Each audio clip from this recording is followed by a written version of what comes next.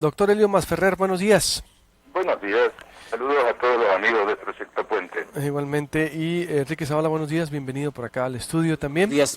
quien le ha dado seguimiento ampliamente. Elio Masferrer, tú como estudioso de las religiones en México, no sé si le has dado seguimiento al caso, ya lo había suspendido la iglesia, a Tomás Herrera no fue a San Pedro de Saucito, pero el arzobispo le da el espaldarazo, es un buen padre, solo es extrovertido prácticamente en lo que dice. ¿Cómo ves? Sí, digamos que hay una política de parte de la Iglesia Católica, particularmente de Bergoglio, de eliminar el celibato sacerdotal para los sacerdotes diocesanos y dejar el celibato para los religiosos, o sea, jesuitas, dominicos, franciscanos, etcétera. Ese es un planteo que se viene haciendo en la Iglesia Católica desde hace varios años, ¿no? Incluso de antes de Bergoglio. Entonces, este es un caso que le viene muy bien a Bergoglio y al sector de la Iglesia Católica que quiere eliminar el celibato sacerdotal para los, ¿cómo se llama?, para los diocesanos, por una parte. Y por otra parte, todo el mundo sabe, dentro de la Iglesia, que lo del celibato sacerdotal es una especie de metáfora, etcétera. Incluso en Italia, por ejemplo, en todos los pueblos, todo el mundo sabe quién es la mujer del cura, hasta tiene un nombre específico, que es la perpetua. Incluso hay una película muy interesante de Sofía Loren y Marcello Mastroianni que se llama La mujer del cura, la moglie del cura en italiano, que analiza todo esto. Entonces, el asunto es que lo que ha hecho el padre Tomás Herrera, por su cuenta o porque se lo pidieron, vaya a saber uno, nunca lo sabremos, lo que hizo fue detonar el asunto.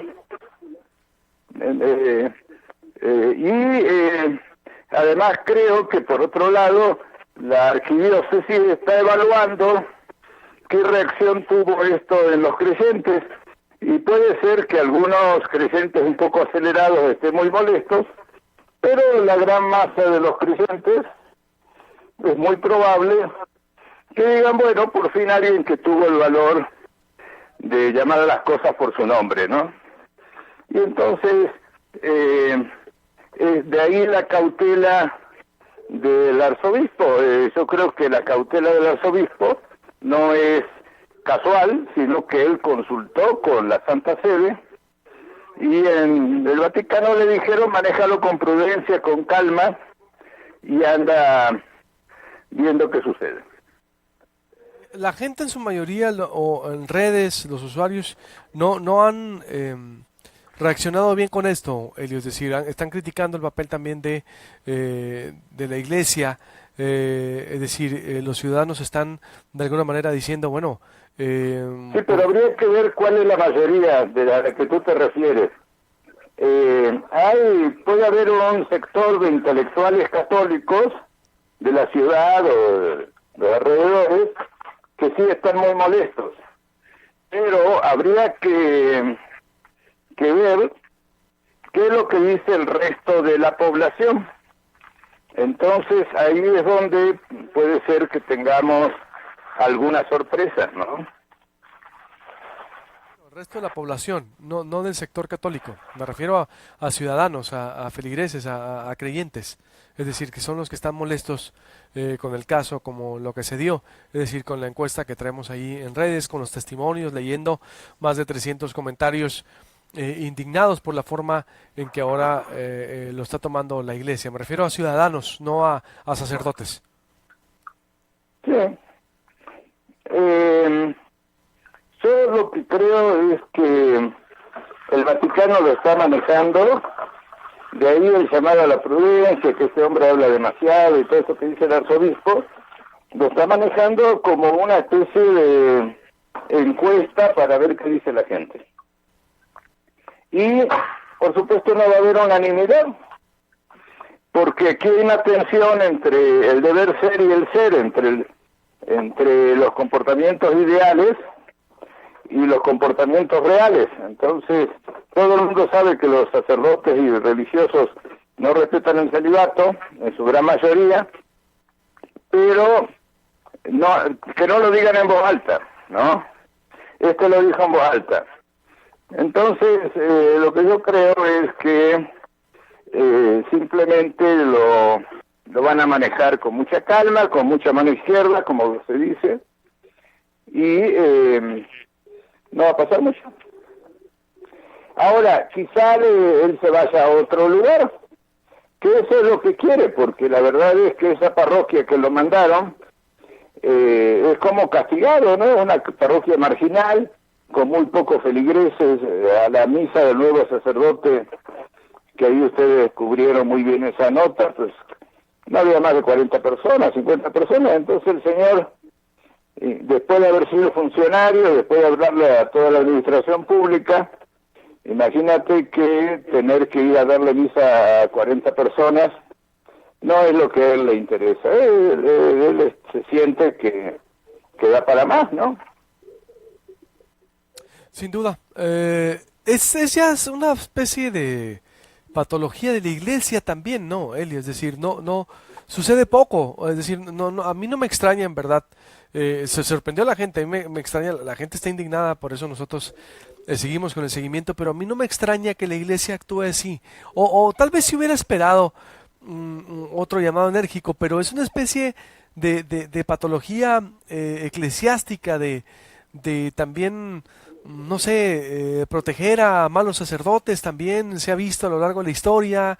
Esto, como dices, puede tener la venia del Vaticano, o ¿cómo encajarlo esto, Elio?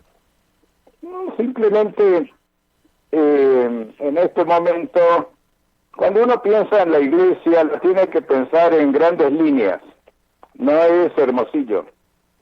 En este momento la iglesia está en un debate para tener sacerdotes casados en todas partes, o sea, algo parecido al clero anglicano o al clero católico de ritos orientales, los maronitas, grecomelquitas, los Ciro Malankar, Ciro Malabar, que son ritos católicos que responden a Bergoglio, el Papa, tienen sacerdotes casados, incluso tienen que estar casados antes de ordenarse. Y en Roma, los seminarios de las iglesias orientales católicas tienen comodidades para que el seminarista viva con su esposa. Entonces, esto del celibato es algo de rito latino. Entonces, al sector que quiere levantar el celibato sacerdotal, el caso del padre Tomás Herrera le viene al dedillo, y es de alguna manera decir, mira, pues ya este modelo no aguanta más, ¿no? Y eso ya fue tratado, imagínate, en la época del neorrealismo italiano, esta película de Marcello Mastroianni y Sofía Loren, que se pasó en Italia y en otras partes, no sé, acá, estoy hablando de una película hace 50, 60 años, sería bueno que Proyecto Puente la rescate, y ahí abordan el tema con toda calma y así está la cosa. Entonces, un poco la política de la Iglesia Católica es pasar a que lo real concuerde con lo ideal, ¿no? Tratan de no manejarse con hipocresías, etcétera, ¿no? Entonces, el padre Tomás Herrera viene al dedillo. El señor abrió su billetera y sacó su condón y dijo, yo soy una persona seria y responsable.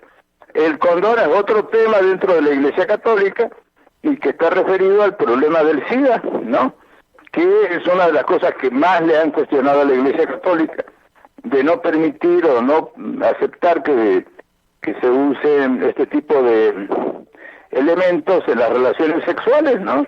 Entonces, y en este momento en África hay más de 11 millones de personas contagiadas de SIDA, ¿no? Entonces imagínate, es un problema de salud pública y la Iglesia se sigue manteniendo en ese tipo de cosas. Entonces, lo que hizo el padre Herrera, al margen si está bien o está mal, yo no estoy emitiendo un juicio de valor, sino es un intento de obligar a la Iglesia a que se actualice y vea realmente cuáles son los problemas hoy de la sociedad, ¿no?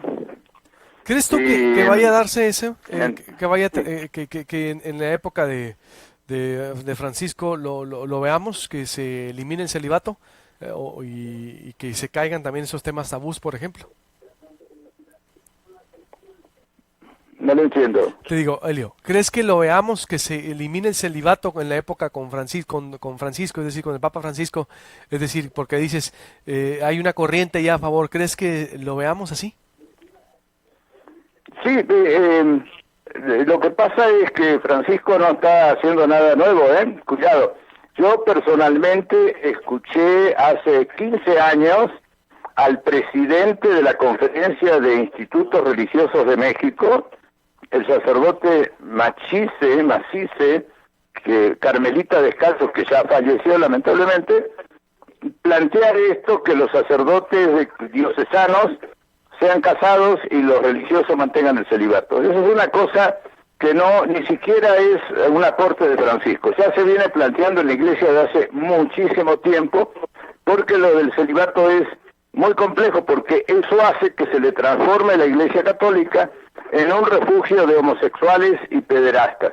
Porque entonces, ¿qué sucede? Si una persona mayor es soltera, va a decir es porque soy religioso. Y entonces, en ese contexto, la Iglesia está teniendo problemas, porque se está aumentando el número de personas que son homosexuales que entran a la Iglesia y que mantienen una vida homosexual activa. Si introducen el celibato sacerdotal, van a poder tener gente con vocación de sacerdote que lleva una vida sexual activa, pero heterosexual. Entonces, curiosamente, lo del celibato sacerdotal, para lo único que sirve es para reforzar el peso de los homosexuales que ingresan a la Iglesia. Pues sí, y para crear esa polémica o ese manto de protección. Elio, te agradezco mucho, como siempre, y estamos en contacto contigo. Muchísimas gracias y saludos también a todos los amigos que nos están acompañando y a los que sean creyentes y están convencidos de una serie de cosas, mis respetos, pero mi pedido es que reflexionen sobre cuál es la realidad hoy, en el 2017. Totalmente de acuerdo, es decir, una realidad muy diferente a la que se ha vivido. Gracias. Gracias, hasta luego. ¿Cómo ves una visión de acá de Sonora? Bueno, Enrique. Primero, un complemento al comentario que acaba de hacer nuestro colaborador. No compro yo la idea que sea la iglesia que mandó al padre Tomás a medirle el agua a los camotes, como decimos aquí, para un tema tan fuerte como el celibato. Además, él no solamente tocó el celibato, tocó otros temas. Ese es un problema de conducta. Covaca me lo dijo muy claro aquí, delante de ti. Y así como no compro eso, tampoco compro aquello que los padrecistas lo mandaron a poner ese tema y desviar el tema político, porque para eso lo traías toda la entrevista, no lo traías para hablar del celibato y otras cosas. Yo me voy a lo que dijo el obispo y yo como católico, y hay que entender, a veces hablamos la iglesia como si fueran solo los padres, el obispo o el papa. No, la iglesia católica, así la entiendo yo, y así es, somos todos. Yo soy parte de la Iglesia Católica y como católico tengo la obligación de hablar fuerte también. Yo le doy el beneficio de la duda al obispo. Creo que él está tratando de mediar algunas cosas con el aspecto sacerdotal, que es perdón sí, compasión también, pero permisivismo, yo digo no. O sea, ese permisivismo, eso que se percibió y lo dijo Covácame muy claro. No hay mejor forma de evaluar, por ejemplo, el padre Islas, que es el párroco de mi iglesia en San Antonio de Padua, no se comporta como Tomás Herrera. Conozco muchos padres que a mí me educaron, porque ellos forman, educan. A mí este padre alternativo no compro sus ideas, no porque sea mojigato respecto al celibato.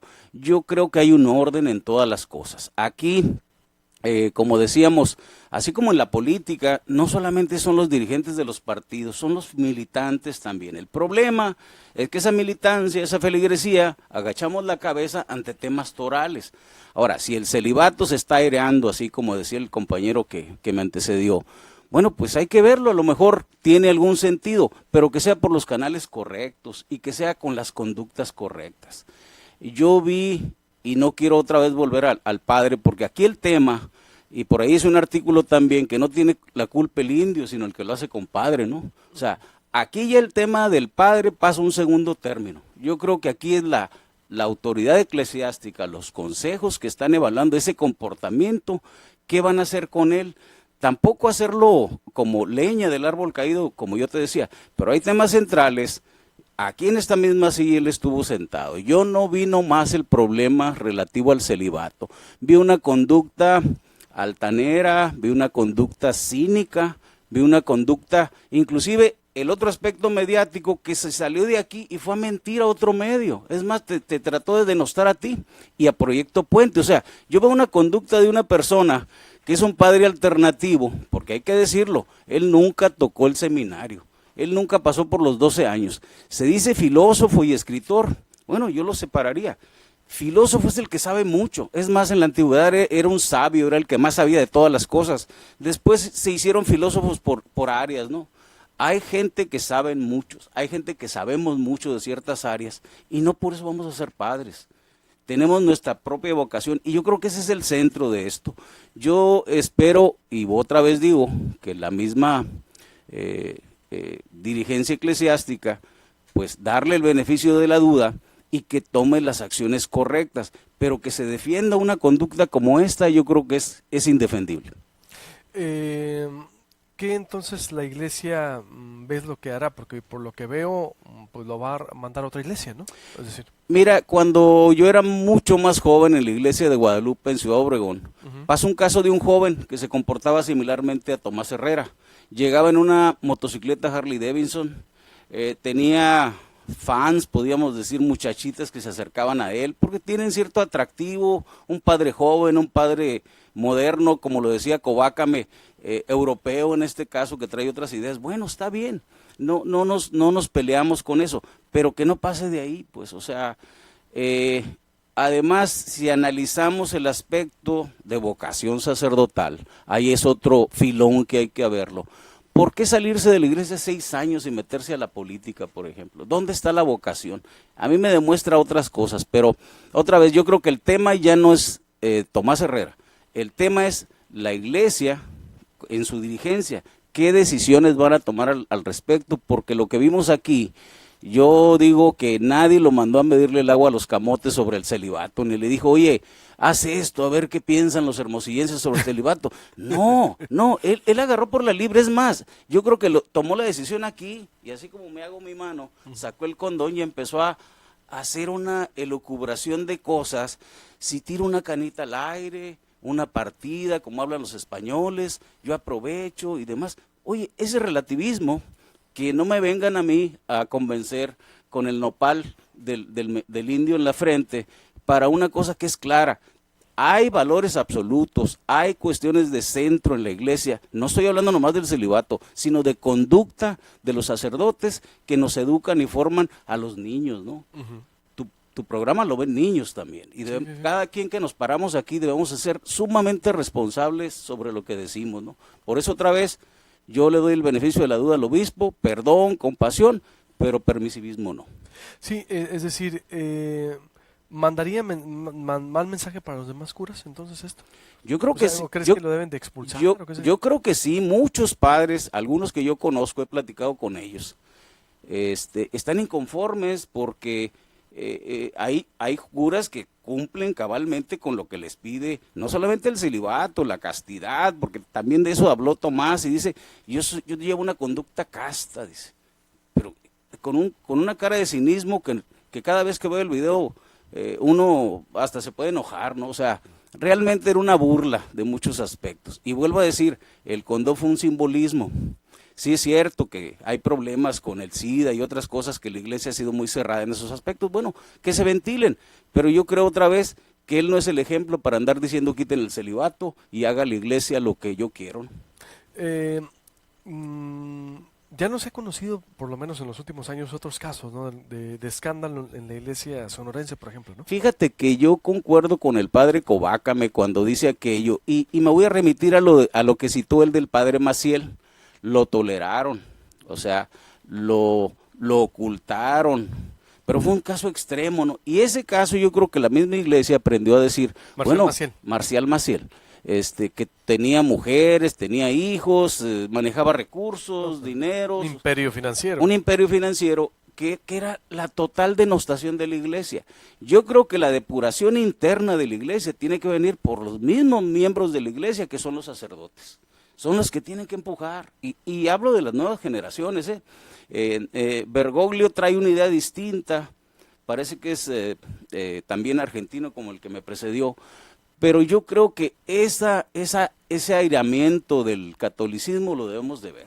También hay que entender, en cada ciudad hay grupos de poder que se confabulan con la iglesia, que tratan de influenciar. Por ejemplo, este padre lo trajo una familia por ahí, lo nombró obispo, nombró padre un arzobispo, etcétera, en una forma alternativa. Bueno, esos son los resultados de no seguir el proceso correcto del seminario, que yo le llamo es la prueba del ácido sacerdotal, de vocación, de votos de castidad, que podrán, y no es infalible, garantizar que un padre sea líder moral y maneje una iglesia y la dirija bien.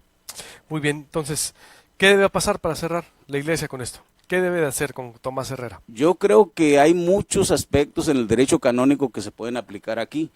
Lo que no debe de hacer es solaparlo.